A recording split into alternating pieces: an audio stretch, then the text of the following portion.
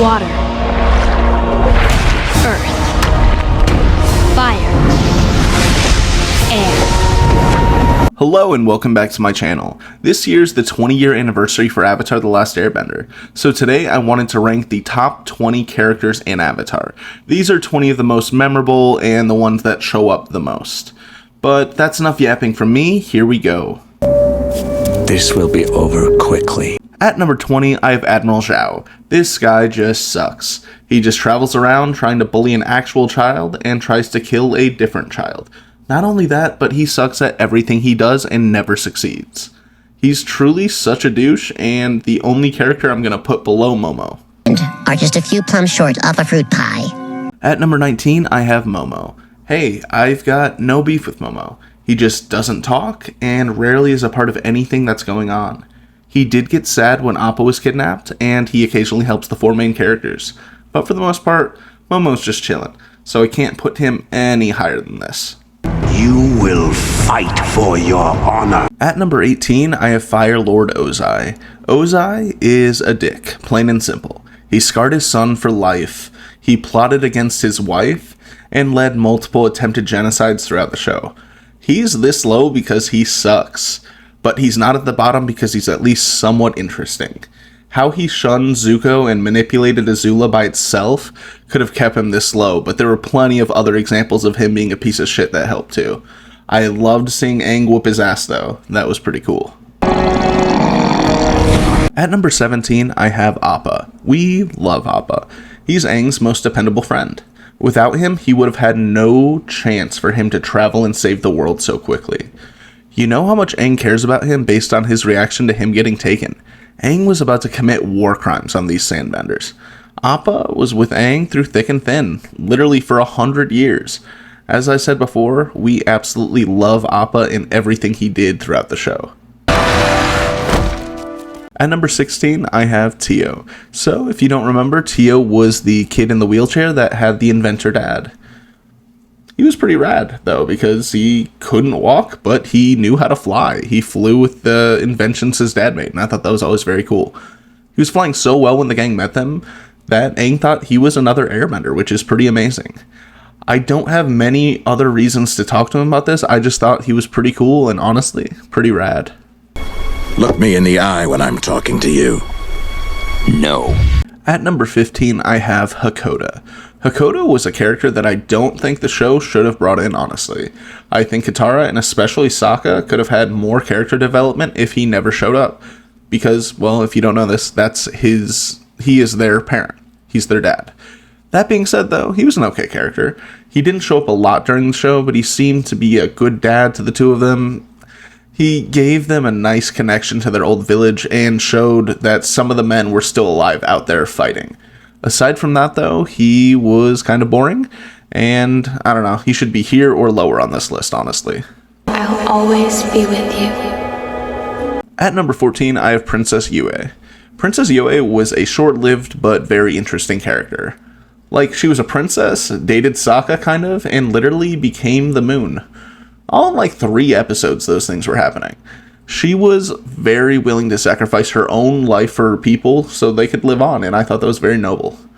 There are theories that if Aang didn't go into the ice and throw off the balance, that when he eventually died, Yue would have become the next Avatar, which makes that way more interesting. It adds a whole new layer of her character. I really like Princess Yue, and I think she'd be a bit higher on this list if she had been around longer in the show. I'm tired of waiting! These two men are firebenders! At number 13, I have Jet.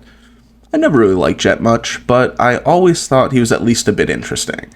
From the first time we meet him and they have to stop him from doing some awful stuff to people, to when he meets Zuko and tries to out him as a firebender, and it did not work. He was always kind of dumb, and he just didn't go about things the right way, and it eventually got him killed. It was nice seeing Katara start to have a crush on someone that wasn't Aang, and I liked Jet's group of friends that hung around him like Pipsqueak and the Duke. Him being brainwashed made sense, and it was pretty tragic the way he died. You've got no firepower, and it's payback time! At number 12, I have King Boommy. King Boommy was just an older looking kid, pretty much. He was just as silly and playful at his old age as Aang is now. Boomy's introduction was so fun because he came off as an evil ruler that was going to hurt them and maybe even kill them. But that couldn't be further from the truth. He was kind of messing with them, waiting for Aang to reveal who he was. Then seeing him take back the city on his own was truly one of the coolest scenes in the entire show. And even at his old age, he is the only earthbender around that could take on Toph and possibly win. I always liked Boommy, and I'm glad he came back in the later parts of the show. At number 11, I have Tyle. Tyle is the first of Azula's little girl gang that's getting ranked. I think her fighting style is very cool. Though she's not a bender, she still fights very well and can even hinder other people's bending, which is something you don't see from anyone but avatars until Korra, which is crazy. I'd say she's easily one of the top 5 non-bending fighters in the entire show. I like that we got a little backstory about how she has a bunch of siblings that look just like her and she had to struggle really hard to stand out and be unique. I really like her character arc with Azula as well. She started off listening to everything Azula said and she eventually realized that she was a bad friend and she ended up betraying her because Azula's a bad friend. Tyle is pretty cool, but the other two in this group are just a little bit more interesting to me. The true secret is in the gooey center. At number 10, I have Monkeyatso. Monkeyatso was Aang's original airbending teacher and was kind of like the guardian for him. He seems to be the biggest reason that Aang was able to be so carefree and childish even after he found out he was the Avatar. Yatsu didn't have a lot of time in the show, but I really liked how he shaped Aang's personality more than anything and anyone back 100 years ago. Yatsu was a fantastic teacher and friend to Aang, and that's why I put him in the middle of this list. Let's see if you can handle this! At number 9, I have Suki. Suki was one of the earliest side characters that we met in the show. I think the Kyoshi warriors are really cool, and her being the leader of them makes her even cooler. I like her relationship with Saka and how it kind of spans the entire show. I like how she randomly shows up in different episodes, like she found Appa and how she was at the prison that they went to randomly. Suki was always the best girl for Sokka, and she's another one of the best fighters in the entire show with no bending. Suki is super cool, and I wish there was more of her in Legend of Korra, honestly. But this place is unbearably bleak. Nothing ever happens. At number 8, I have Mai. Mai is the second member of Azula's little girl gang. What really makes her interesting is her relationship with and adoration of Zuko. She was quiet and moody, but around him she talked more and was less moody. She even forgave him when he was betraying the Fire Nation and Azula herself, probably her best friend. She really loves Zuko even though he left her alone so many times throughout the show. Mai even has ties to high up Fire Nation leaders and she still forgave Zuko. I wish we got to hear more about her and got her backstory, but I don't know, I thought she was pretty interesting in the show. Alright, so 1 copper piece. At number 7, I have Aang. Okay, hear me out. Aang isn't all that interesting. If he wasn't the last airbender or the Avatar, he'd just be another little kid. A large amount of this series, he spends his time running away from fights. And if he didn't stick to his no-killing monk rules, he could have ended the war much sooner and saved many more lives. But I'll stop trashing him and just start mentioning some of his positives. I really like that he could still act like a little kid in the middle of a war. He kept things somewhat light pretty much the whole time, and other than certain fights, he was pretty chill. I loved seeing him get mad after Appa was taken. It showed that he can be angry. He can actually take things very seriously. Aang is the main character, but most of his character is him not wanting to kill and having to deal with the pressure of being the Avatar. So there's some interesting stuff about him, but to me, he's not all that interesting. You can't knock me down! At number 6, I have Katara. Katara is another one of the main characters who kind of falls flat for me. Her main traits are that she has a dead mom, she likes Aang, and she has to be kind of the mom of the group. She isn't a bad character by any means, but there's not much development. Aside from that, though, she's a badass. She's one of the best waterbenders in the world, learned bloodbending and beat her master in like 1 day, and she is an incredible healer. If I'm picking one waterbender from the show to be on my team, it's her. She did annoy me a bit as the mom of the group, but that's part of her character, and that was needed for this group. They needed a little maturity. So Katara is a bit boring to me, but she's still a badass in this show.